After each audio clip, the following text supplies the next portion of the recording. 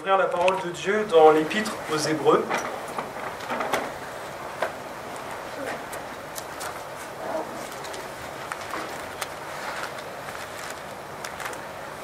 Dans l'Épître aux Hébreux, chapitre 3 et au verset 7, nous évoquerons ensemble ce matin le thème de entrer dans le repos de Dieu. Et j'ai eu à cœur de lire ces versets, donc nous lirons du verset 7 jusqu'à la fin du chapitre. C'est pourquoi, selon ce que dit le Saint-Esprit, aujourd'hui, si vous entendez sa voix, n'endurcissez pas vos cœurs comme lors de la révolte, au jour de la tentation dans le désert, où vos pères me tentèrent pour m'éprouver, et ils virent mes œuvres pendant 40 ans. Aussi je fus irrité contre cette génération, et je dis, ils ont toujours un cœur qui s'égare, ils n'ont pas connu mes voies. Je jurai donc dans ma colère, ils n'entreront pas dans mon repos. Prenez garde, frères, que quelqu'un de vous n'ait un cœur mauvais et incrédule, au point de se détourner du Dieu vivant. Mais exhortez-vous les uns les autres, chaque jour, aussi longtemps qu'on peut dire aujourd'hui, afin qu'aucun de vous ne s'endurcisse par la séduction du péché. Car nous sommes devenus participants de Christ, pourvu que nous retenions fermement jusqu'à la fin l'assurance que nous avions au commencement, pendant qu'il est dit « Aujourd'hui, si vous entendez sa voix, n'endurcissez pas vos cœurs comme lors de la révolte. » Qui furent en effet ceux qui se révoltèrent après avoir entendu sa voix, sinon tous ceux qui étaient sortis d'Égypte sous la conduite de Moïse? Et contre qui Dieu fut-il irrité pendant 40 ans, sinon contre ceux qui péchèrent et dont les cadavres tombèrent dans le désert? Et à qui jura-t-il qu'il n'entrerait pas dans son repos, sinon à ceux qui avaient désobéi? Aussi, voyons-nous qu'ils ne purent y entrer à cause de leur incrédulité. Amen. Bien sûr, il est question ici de l'histoire du peuple hébreu. Et je crois que quand l'on regarde l'histoire du peuple hébreu, de sa sortie, de sa délivrance de l'Égypte jusqu'à son entrée dans la terre promise, au pays de Canaan, j'ai eu à cœur de comparer ce pèlerinage dans le désert, toute cette vie du peuple des Hébreux, avec notre vie de pèlerins, de chrétiens. Alors je n'aimerais pas extrapoler, sortir un peu du contexte et forcément appliquer tout ce qui s'est passé pour les Hébreux à une vie chrétienne, à une vie spirituelle, mais je crois qu'il y a eu en tout cas le désir de Dieu pour nous de nous enseigner sur toute cette marche que le peuple hébreu a pu connaître. Je crois que chacun de nous l'avons vécu, mais nous sommes tous sortis d'Égypte. Nous avons tous été sauvés par le sang de l'agneau, Jésus. Nous avons tous été baptisés, à l'image des Hébreux qui ont traversé la mer Rouge, qui est, nous savons, le symbole du baptême d'eau.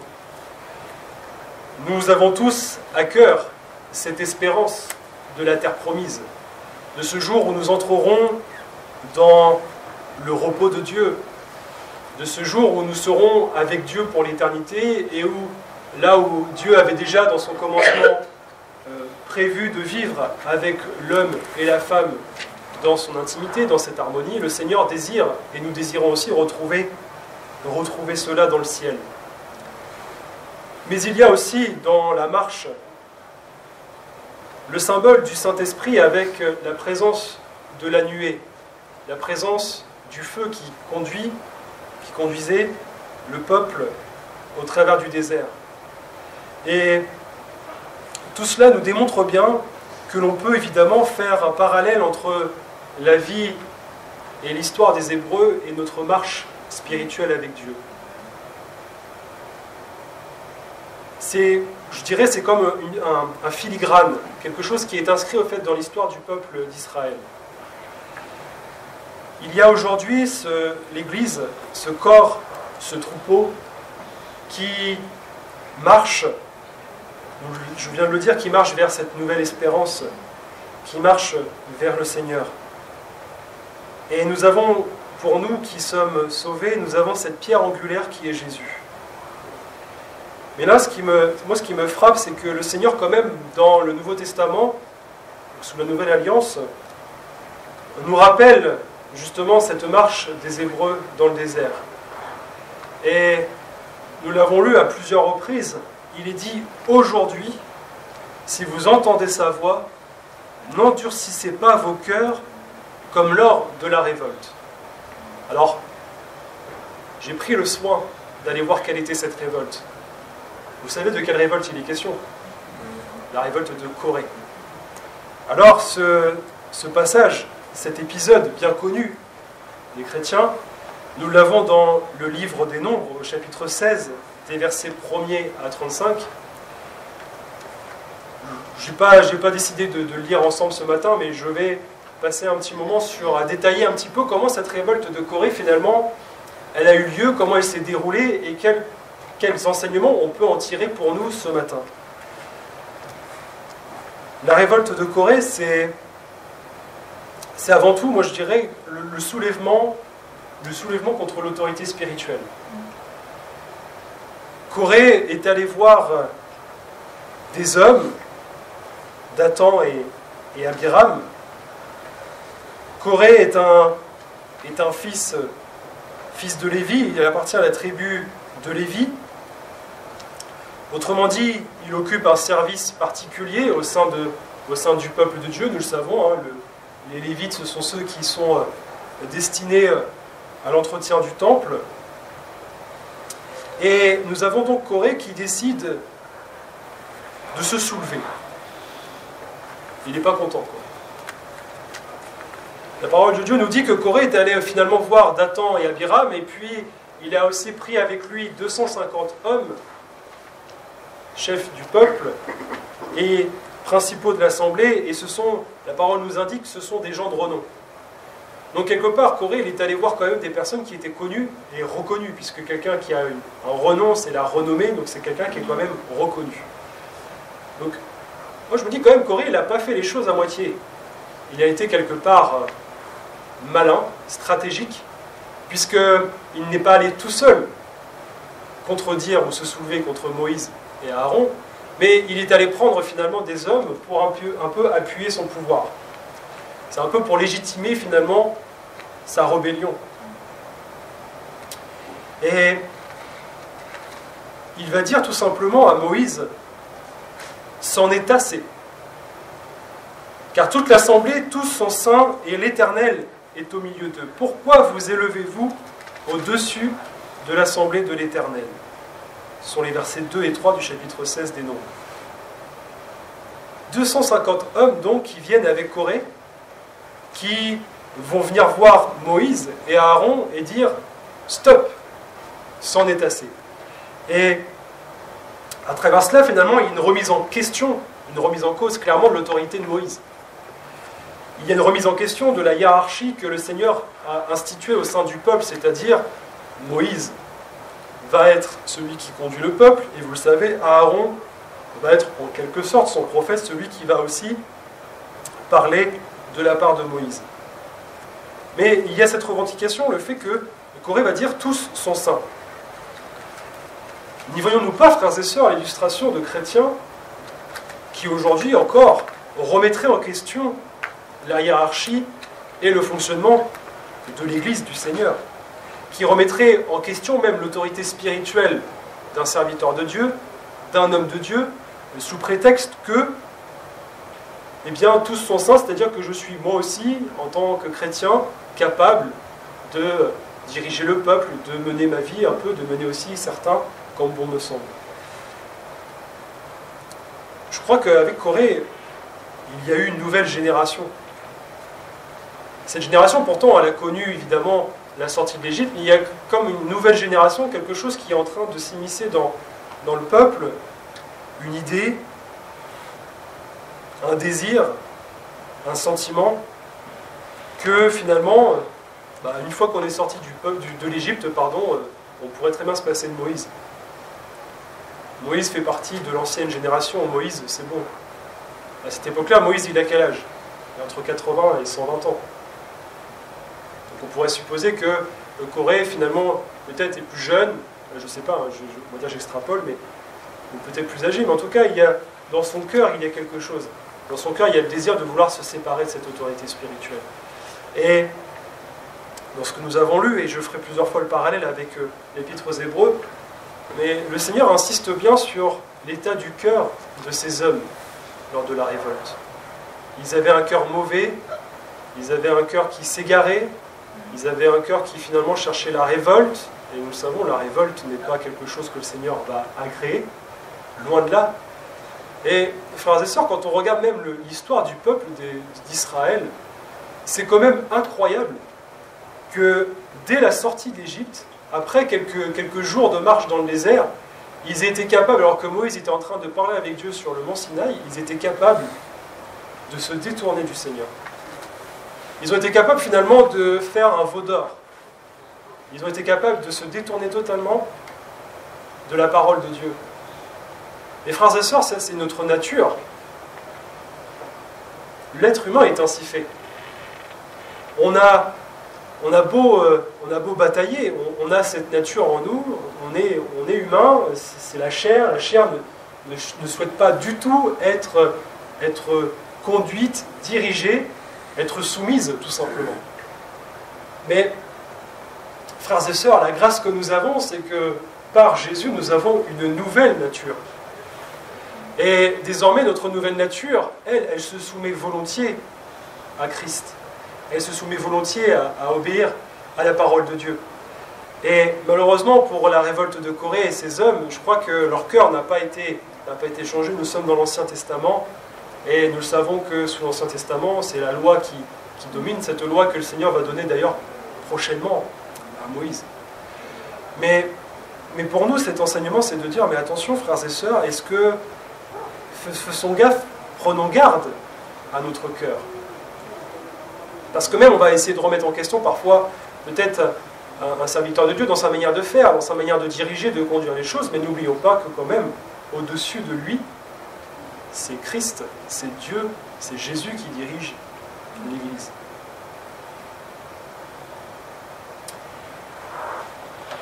Quelles étaient leurs motivations à ces hommes ? Il y avait de l'agacement, il y avait de l'impatience, et je crois qu'il y avait peut-être même un désir d'être, tout simplement, d'être à la tête, d'être reconnu, d'être de ceux qui veulent diriger les choses. On appelle ça de l'orgueil. On appelle ça de l'orgueil. Donc, agacement, impatience, orgueil. Et on le voit, cette impatience et même cet agacement, parce que Dathan et Abiram sont ceux qui vont reprocher à Moïse d'avoir quitté l'Égypte. Ils vont parler de l'Égypte en disant que c'est un pays où coule le lait et le miel. Alors que les promesses de Dieu, c'est l'inverse. C'est pas l'Égypte quand Dieu dit que je te ferai entrer dans un pays où coule le lait et le miel. C'est le pays de Canaan, c'est la terre promise. Et Dathan et Abiram, eux, leur cœur n'est pas du tout porté vers la terre promise. Eux, qu'est-ce qu'ils désirent ? C'est le lait et le miel. Et quelque part, c'est peu importe où est le lait et le miel. Qu'ils soient en Égypte, qu'ils soient à Canaan, la terre promise, peu importe. Eux, ce qu'ils veulent, c'est retrouver un pays où coule le lait et le miel. Quelque part, c'est retrouver un peu le confort, retrouver un peu ce qu'ils désiraient. Et je me dis, mais c'est quand même incroyable, encore une fois, ce sont des hommes qui ont connu l'esclavage, la servitude, qui ont été quand même soumis aux travaux des Égyptiens, qui n'avaient pas le choix, qui n'avaient aucune reconnaissance, aucun droit. Et ils sont capables de se retrouver dans une situation où ils vont regretter l'Égypte, ils vont regretter leur situation dans le pays de l'Égypte. Et frères et sœurs, combien de chrétiens finalement ne cherchent pas aussi cela, de vivre une vie chrétienne dans le monde? Combien ne désirent pas finalement retrouver un pays où coule le lait et le miel, mais peu importe, je voudrais vivre ma vie, je voudrais continuer à faire ce que j'aime faire, je voudrais avoir ceci, je voudrais avoir cela, les moyens terrestres finalement. Mais on vit totalement en dehors de ce que le Seigneur a prévu pour nous quand c'est comme ça. Et je crois que si nous avons ces motivations dans le cœur, mais il nous faut revenir au Seigneur Jésus, revenir à la croix. ce que le Seigneur il veut, ce que le Seigneur désire, pardon, c'est que nous dépendions de lui, pleinement. Nous l'avons entendu ce matin, que ce soit dans les moments de peine comme dans les moments de joie, le Seigneur il veut qu'on dépende de lui. Il veut qu'on ait cette relation avec lui, mais constante. Il y a un chant qui dit, je l'aime beaucoup, c'est Prince de paix et de sagesse, qui dit dans la joie, quand la joie fait chanter mon cœur, le Seigneur est là et il me sourit. Je te loue et tu me souris. Quand on est dans la peine, le Seigneur est là et il nous console, peu importe. Ce que le Seigneur désire, c'est que pleinement nous soyons dans cette dépendance avec lui. Dathan et Abiram, ils avaient aussi une impatience. Et ils ne supportaient plus, au fait. Ils ne supportaient plus du tout le désert. Frères et sœurs, je vous conseille, si vous avez l'occasion on a reçu pendant la retraite spirituelle à Maison Rouge cet été, le pasteur J.E.Z. a prêché sur le désert pendant 3 prédications. Et je vous invite, si vous avez l'occasion, d'aller retrouver ces prédications qui sont sur le site de Melun Évangile. Mais l'enseignement du désert, c'est merveilleux. Mais c'est dur, c'est difficile. Vous savez, le désert, c'est cette terre aride, cette sécheresse, cette chaleur, et c'est là où le Seigneur va nous envoyer pour que nous dépendions vraiment pleinement de lui. Et là, je constate que ces hommes, dans le désert, n'ont pas su se confier dans le Seigneur. Et ils n'ont pas su attendre patiemment le secours du Seigneur, malgré ce que le Seigneur Jésus malgré ce que Dieu avait communiqué à Moïse. Comme ils ne supportaient plus le désert, ils ont cherché un bouc émissaire. Ils ont dit, mais pourquoi sommes-nous là? Et finalement, ils ont trouvé le bouc émissaire en la personne de Moïse. Et c'est pour cela qu'ils se sont révoltés. Ils vont même dire à Moïse, nous ne monterons pas. Nous ne monterons pas. C'est-à-dire que Moïse, il dit, voilà, écoutez, quelque part, vous avez vos revendications, on va mettre ça à la lumière du Seigneur, on va se réunir, vous allez offrir vos offrandes, mettre du parfum, et puis on verra ce que le Seigneur en dira. Et même là, Dathan et Abiram, ils disent, nous ne monterons pas. Quelque part, ils se détournent totalement. Tout ce que dit Moïse, ils n'en veulent plus. Mais je crois qu'on a aussi, il faut qu'on veille aussi nous-mêmes, qu'on fasse attention, mais qu'est-ce que ça pourrait être pour nous aujourd'hui? Ça pourrait être le pasteur, le serviteur de Dieu qui veut dire, ben voilà, écoutez, vous avez telle difficulté, telle chose, ok, on va en discuter, mais mettons-nous en prière, mettons-nous devant le Seigneur, devant la parole de Dieu. Mais sauf que certains peut-être vont rejeter cela, vont dire, non, moi je ne veux pas. Je ne veux pas perdre mon temps, je ne veux pas monter à l'église avec toi, je ne veux pas passer du temps avec le pasteur pour prier. Mais ça arrive à beaucoup, malheureusement. Trop peut-être.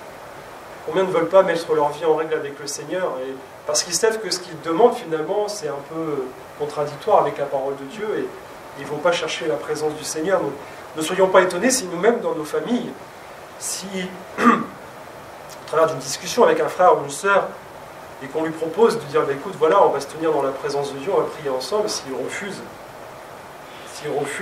c'est qu'il y a clairement une remise en question de l'autorité même spirituelle.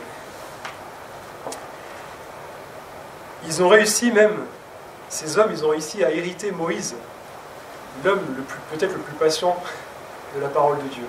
Celui qui a conduit le peuple de Dieu pendant 40 ans, là, il a été irrité, même très irrité. On peut parfois arriver à bout de la patience d'un homme, d'un serviteur de Dieu, en ne cherchant pas à concilier, finalement, à chercher la conciliation, la concordance, la paix. Mais c'est un troisième élément dans cette révolte de Corée. Après les motivations, il y a un moment où le jugement de Dieu s'est abattu. Il y a un moment où le Seigneur lui-même est intervenu. Et quelle était la réponse du Seigneur pour le peuple? Et j'ai eu cette pensée de voir un peuple, mais 2 assemblées, parce qu'à ce moment-là, il y a eu vraiment 2 assemblées au sein du peuple de Dieu.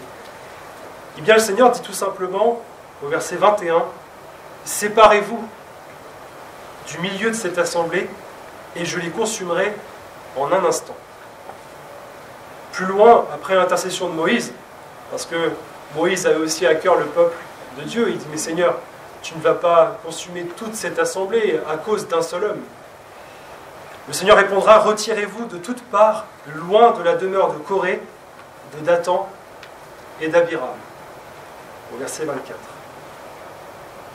L'apôtre Paul écrivit la même sentence quand il dit aux Corinthiens qu'il est question, lorsqu'il est question des infidèles, et qui dit, mais sortez du milieu d'eux. Ne vous mettez pas sous un joug étranger, ne vous mettez pas avec un infidèle. C'est la même sentence quelque part, c'est la même parole que le Seigneur va donner à nous chrétiens, mais aussi à son peuple dans le désert. Il va dire, mais séparez-vous d'eux. Ne restez pas avec ceux qui demeurent infidèles. Ne restez pas avec ceux qui ont un cœur qui s'égare, avec un cœur qui se révolte. Le Seigneur fait la part des choses. Et je crois que c'est grâce aussi à l'intercession de Moïse, en disant, voilà, ces 250 hommes, finalement, Seigneur, ils ont été influencés par 3 hommes. Est-ce que tu peux ne pas exercer ta miséricorde et ne pas, Seigneur, accomplir cette sentence pour toute l'assemblée? Frères et sœurs, encore une fois, si un homme ou une femme remet en question même l'autorité d'un pasteur et, je dirais, d'un serviteur de Dieu, s'il remet en question l'autorité de Dieu, s'il remet en question l'autorité même du Saint-Esprit, ne restons pas en leur compagnie. Nous n'avons rien à faire avec des personnes qui remettent en question toutes ces autorités que je viens de citer. La parole de Dieu nous dit que les mauvaises compagnies corrompent les bonnes mœurs. 1 Corinthiens chapitre 15 verset 33. Donc prenons garde à nos fréquentations. Alors au milieu de ce peuple, lors de la révolte de Corée, je me suis mis à penser à 2 autres hommes, Caleb et Josué. Je me suis dit, mais comment est-ce que Caleb et Josué ont pu réagir, ont pu être au milieu de ce peuple? Parce que nous le savons, ces 2 hommes ont été choisis parmi les 12 espions pour aller explorer la terre promise, avant que le peuple n'aille tourner pendant 40 ans dans le désert. Et nous le savons, Caleb et Josué, j'ai envie de les appeler les fidèles. Ce sont des fidèles de Moïse, ce sont des fidèles de Dieu. Ils ont été les seuls devant tout le peuple. Ils ont été les seuls à reconnaître que la terre promise, oui, effectivement, il y avait des géants, elle était occupée par des peuples, il y avait des forteresses, etc., etc. Mais ils ont été les seuls à voir ce que les autres n'ont pas vu, à garder l'espérance que cette terre leur a été promise, à croire que le Seigneur Jésus, par notre Dieu, allait finalement nous donner cette terre promise, cette espérance pour nous chrétiens. C'est la même chose. Donc vous avez d'un côté Corée, Dathan et Abiram qui sont infidèles, qui ont un cœur qui s'égare, et vous avez Caleb et Josué qui, eux, demeurent fidèles. Ils ont même risqué leur vie, Caleb et Josué, puisque le peuple a voulu les lapider. Et ils ont été sauvés par qui? Ils ont été sauvés par Dieu, parce que Dieu les justifia devant tout le peuple en condamnant les murmures du peuple. Et c'est à ce moment-là, vous le savez, mais c'est à ce moment-là que Dieu va dire, ben voilà, vous avez exploré le pays pendant 40 jours, vous cherchez encore, vous murmurez, vous n'obéissez pas à ma parole, vous ne m'écoutez pas, vous ne me croyez pas en gros. Eh bien, le Seigneur va dire, voilà, pendant 40 ans, le nombre de jours que vous avez passé à explorer le pays de Canaan, vous allez tourner dans le désert. Mais quelle a été la réaction de Caleb et Josué? Que pouvons-nous dire nous-mêmes? On se dit, mais ben, c'est injuste, Seigneur, nous on a cru. Nous on croit en ce que tu nous promets. Et pourtant, Caleb et Josué vont se retrouver eux aussi pendant 40 ans dans le désert. Ils vont avoir les mêmes souffrances, ils vont avoir les mêmes combats, les mêmes luttes, ils vont voir les mêmes choses, mais à la différence de Corée, ils ne vont pas se révolter. Ils vont garder ce qu'ils ont vu, ce qu'ils ont reçu du Seigneur, et tout ce qu'ils ont vu et reçu, ils vont l'entretenir, je le crois, jour après jour, en gardant cette espérance. Et la parole de Dieu nous dit que ce sont les seuls qui vont entrer dans le pays. Bon, même Moïse, nous le savons, ne rentrera pas parce qu'il s'est irrité contre le peuple à un moment. Mais Josué et Caleb, ce sont les 2 seuls de cette génération qui survivent et qui vont entrer dans le pays. Au-delà même d'entrer dans le pays, Caleb a 80 ans et il va avoir la même vigueur quand il en avait 20, 40. Il va avoir la même vigueur. Josué, lui, Lui qui a passé son temps dans le désert à être formé par Moïse sans le savoir. Il a passé, nous savons, la parole de Dieu nous dit, il était tout le temps en train d'être avec Moïse quand le Seigneur parlait dans la tente d'assignation, etc. Josué, il va être désigné par Dieu pour diriger, conduire le peuple. Vous avez donc, là, vous avez vraiment deux chrétiens, deux types de chrétiens. Vous avez ceux qui ne veulent pas rester fidèles et qui remettent toujours en question l'autorité, vous avez ceux qui demeurent fidèles, qui gardent le silence. Et quelle a été la récompense? Corée, la parole de Dieu nous dit que Corée, Dathan et Abiram ont été engloutis avec les leurs dans la terre. La terre s'est ouverte et ils ont été engloutis dans le séjour des morts. Et quand j'ai lu ça, je me suis dit, mais en fait, Seigneur, quand tu es mort à la croix, tu es descendu dans le séjour des morts. Tu es descendu pour prendre avec toi les captifs. Mais je crois, frères et sœurs, j'en suis convaincu, Corée n'a pas fait partie de ceux qui ont été relevés par le Seigneur et qui ont été amenés dans le ciel avec lui. Alors que Caleb et Josué, eux, quelle a été leur récompense? Ils sont entrés dans le repos. Ils sont entrés dans la terre promise. Et c'est là mon dernier point, et je terminerai avec ça ce matin. Entrer dans le repos, nous l'avons lu, c'est la récompense de tout chrétien. Aujourd'hui, ce n'est plus Moïse, ce n'est plus Josué qui conduisent et qui dirigent le peuple, mais c'est Jésus lui-même. Dans ce même chapitre d'Hébreux 3, il est dit un peu plus haut, versets 5 à 13, que Moïse a été fidèle, mais que c'est le Seigneur Jésus qui, lui, est maître de sa maison. Amen. Et cette révolte de Corée, elle n'est pas passée inaperçue aux yeux de Dieu. Loin de là. Et le Seigneur a voulu que, là encore, pour nous, eh bien, cette révolte de Corée soit un exemple de ce qu'il ne faut pas faire. Il a montré que, il rappelle à chacun de nous que cette révolte fut la cause notamment de l'égarement du peuple dans le désert. Je ne suis pas pasteur, mais j'ai beaucoup lu de témoignages, de biographies, j'écoute beaucoup aussi les pasteurs, ce qu'ils peuvent dire, et je crois qu'il y a eu, malheureusement, il y a dans beaucoup d'endroits, on peut avoir beaucoup d'églises qui se retrouvent dans le désert, parce que malheureusement, il y a un moment où il y a eu un homme ou un groupe d'hommes, de femmes qui ont remis en question finalement l'autorité d'un pasteur, d'un serviteur de Dieu.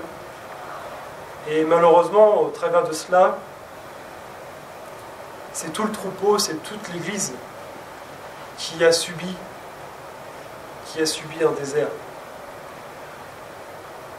Il faut que nous, en tant que chrétiens, nous nous efforcions d'entrer dans ce repos. Il faut que personne, nous dit la parole de Dieu, ne tombe en donnant le même exemple de désobéissance. Et quand la parole de Dieu nous dit qu'il faut s'efforcer, c'est pas au Seigneur de faire les choses. Dieu a fait et fera sa part.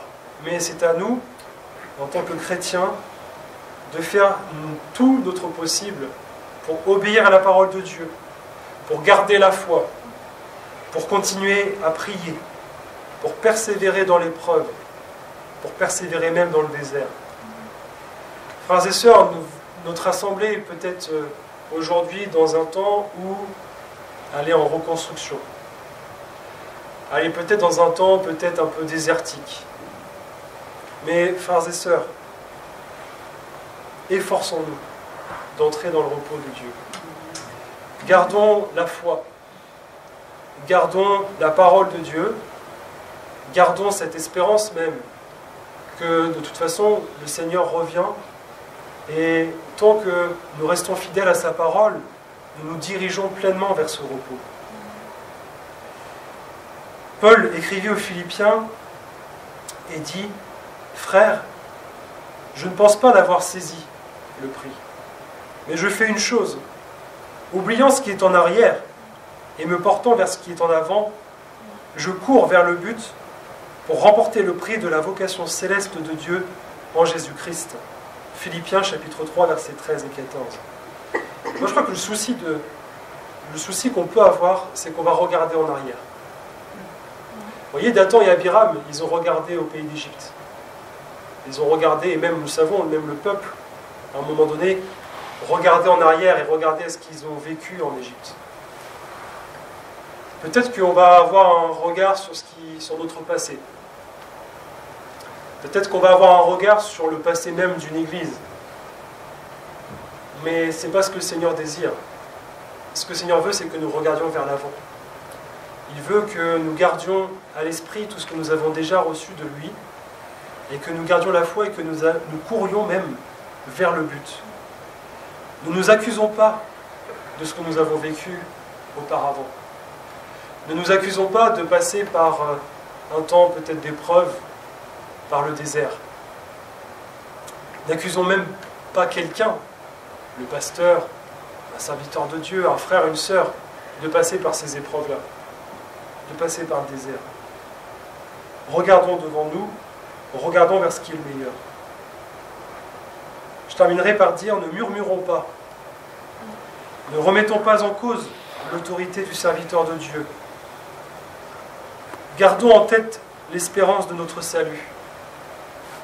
Gardons à l'esprit la terre promise, le ciel. Gardons à l'esprit les richesses de Dieu. Gardons à l'esprit sa gloire et sa présence. Que Dieu soit béni. Alléluia.